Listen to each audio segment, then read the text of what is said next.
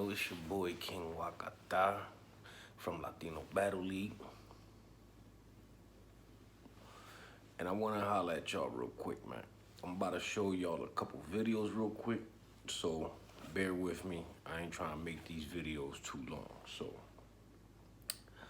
2020 has been a very strange year. And one of the strangest things that has been overlooked that would be on every fucking newspaper if, you know, some of the shit that's going on wasn't. The government has been slowly letting us know that there is extraterrestrial life. Okay, everybody's like, yeah, we already know, yeah, but there were people that were ridiculed, and I mean like laughed at for saying things. And one of the people that I feel needs to be remembered and given his flowers is Milton William Cooper. This guy, military background, his father was military, he was in the military, and he said some things that everybody was like, this fucking guy's bananas, this fucking guy don't know what he's talking about, and and this, that. And as of recent news, this fucking guy might have been telling the truth. And I feel that our government isn't gonna do it. The mainstream media bullshit ain't gonna do it. So this is my little opportunity on trying to help the legacy of Bill Cooper. So check this out. The videos that the government let out saying that the UFOs are real, blah, blah, blah, had been let out years ago. But something that the ships did that people spoke about, I never really paid it no mind, but is that they tend to rotate, like kind of rotate in a circular motion, right? I've seen this a few times, you can check it out, but in this interview from 1992, Bill Cooper talks about the first time he seen a UFO while he was on a submarine station some fucking where with his peoples. And check out the motion that he does with his hand. And then I'm gonna show y'all another video. I was the port lookout, and I saw the most incredible thing that I think I've ever seen in my life. And it had such a profound effect upon my view of the universe and the world that we live in, that I wish everybody could experience this. I saw come up out of the ocean, from beneath the surface of the sea, a huge disc-shaped craft about the size of a Midway-class aircraft carrier, which is tremendous in size. Even though that's one of our smallest carriers there was then, it's still a huge, tremendously big object. Came up out of the ocean and rose into the air and tumbled on its axis and went up into the clouds, and I was awestruck, dumbstruck.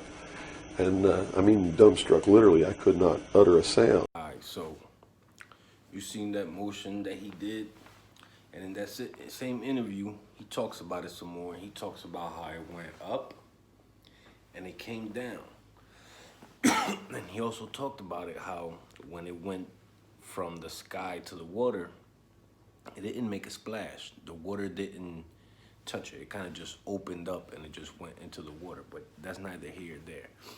I want y'all to look at this video from CNN, I think it was, when the Pentagon, finally said, yeah, man, we're declassifying these videos, and watch how they say that the alien craft is moving. The several videos they're talking about were recorded years ago by fighter pilots. Then in 2017, they were made public by the New York Times. More now from our Randy Kay. Look at this thing. It's rotating. Images of that rotating thing captured by U.S. Navy aircraft.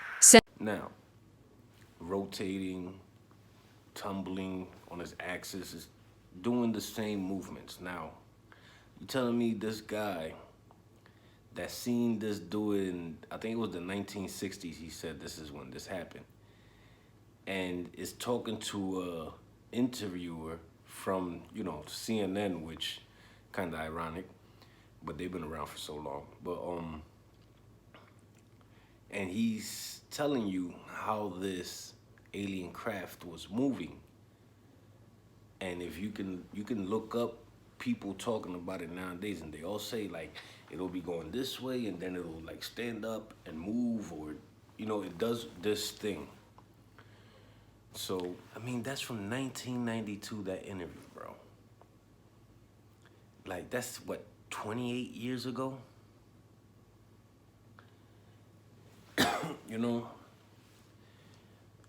This is one of the things that makes me think like this motherfucker was onto something, man.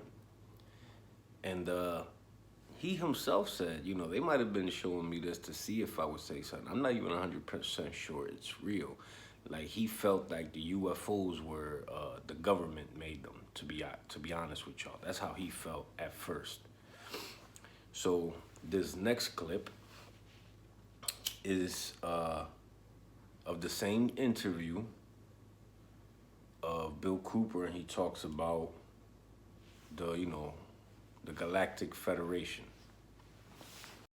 And a lot of it is really hard to talk about because it's so far outside the normal concept of reality for the average American that they're going to find a hard time believing any of it.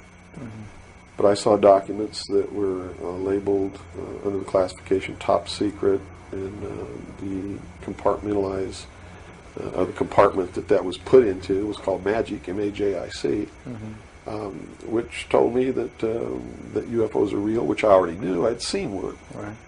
But this went farther than that. It told me that they were extraterrestrial in origin, that there were 4 different extraterrestrial species or races visiting this Earth, and that they had actually entered into an agreement with the United States government with one of these species of alien beings to exchange technology. And it told me all the projects that was underneath this. Project Red Light was actually the testing of extraterrestrial craft. Project Plato was a diplomatic project. Pounce was the recovery of technology. Pluto was the application of that technology to our own secret space program, not the public space program. There are 2 different space programs. One is what the public gets to see, mm-hmm. Which is overseen by NASA, and the other one is a secret space program that nobody gets to see, which is really overseen by the Navy Department under specialized, compartmentalized black projects.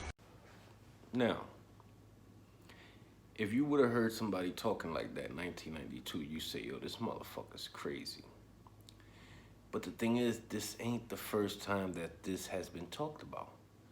Now, the main point in that I want y'all to stick in your mind is that he said that the U.S. came up with agreement with one of these species. Now, I want you to see what the retired Israeli space program commander had to say. Of the United States Space Force, an entirely new branch of the American Armed Forces. According to the engineer, the aliens are waiting for a point when mankind will not overreact to their presence before they reveal themselves to the masses. They have been waiting for humanity to evolve and reach a stage where we will generally understand what space and spaceships are. There's an agreement between the U.S. government and the aliens, he added. They signed a contract with us to do experiments here. They, too, are researching and trying to understand the whole fabric of the universe, and they want us as helpers. There's an underground base in the depths of Mars, where their representatives are, and also are American astronauts. So what do you feel about that, man? What do you think about that? I mean, listen, man, I'm about to sit down and start going through all my William Cooper shit. Because one of the things William Cooper said that, the secret societies, they were basically taking orders from the aliens and shit. Now, he had this whole New World Order, one world government thing. And to be honest, y'all might not like the sound of this, but that's actually not a whole bad idea, the way I see it. Like, now hear me out. Have a one world currency, you know, like a one world government, whereas though, you know what I'm saying, maybe you have like a like a fucking global voting system. Imagine if you can use blockchain, like the shit they use for Bitcoin, for everybody to vote. You know what I'm saying? Shit like that. But, you know, y'all not ready for that conversation. But I want to know what y'all think. I'm going to bring y'all some more about Bill Cooper, because on some shit, like, bro, that man was onto a lot of shit, and I think his work now more than ever is when motherfuckers need to read up on it. King Wakata, man. Holla at me.